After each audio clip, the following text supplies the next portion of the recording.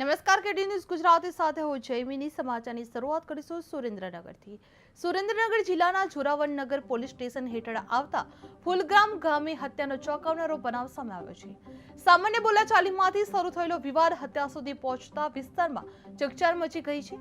આ મળતી માહિતી મુજબ રમેશભાઈ નાનુભાઈ ગાબુને માથાના ભાગે ગંભીર ઈજા થતા તેમનું ઘટના સ્થળે જ કરુણ મોત નીપજ્યું હતું. પોલીસે તાત્કાલિક ઘટના સ્થળે પહોંચીને મૃતદેહનો કબજો લઈને પોસ્ટમોર્ટમની કાર્યવાહી હાથ ધરવામાં આવી હતી. આ તપાસ દરમિયાન ચોંકાવનારો ખુલાસો થયો કે સસરાએ પુત્રવધુની આડા સંબંધ બાબતે ઠપકો આપતા રીસાઈ ગયેલી પુત્રવધુએ પોતાના પ્રેમી અને એક સાગીરથ સાથે મળી હત્યાની સાજિશ રચી હતી. પોલીસે ગણતરીના કલાકોમાં કેસ ઉકેલી મહિલા સહિત 3 આરોપીની ધરપકડ કરી હત્યામાં વપરાયેલા હથિયારો જપ્ત કરવામાં આવ્યા હતા. આરોપીઓને જેલ હવાલે કરવામાં આવ્યા હતા, જ્યાં સતત સામે આવતી ગુનાખોરીને લઈને જિલ્લામાં કાયદો અને વ્યવસ્થાની સ્થિતિ અંગે લોકોમાં ચિંતા વ્યક્ત થઈ રહી છે.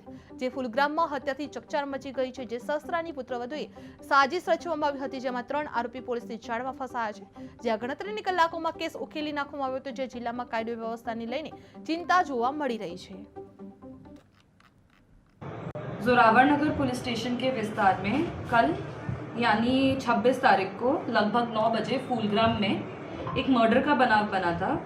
इसमें जो मरण जनार है उनका नाम है रमेश भाई गाबू, जिनकी उम्र है 58 साल. और इसके अंदर 3 आरोपी हैं: सोहेल रमेश भाई जाड़िया, सुरेश भाई लक्ष्मण भाई जाड़िया અને ચકુબેન. ये बनाव बनने का कारण ये था कि जो सोहेल भाई और चकूबेन थे, इनके बीच में प्रेम संबंध था. जोरावरनगर पुलिस स्टेशन के विस्तार में कल यानी 26 तारीख को लगभग 9 बजे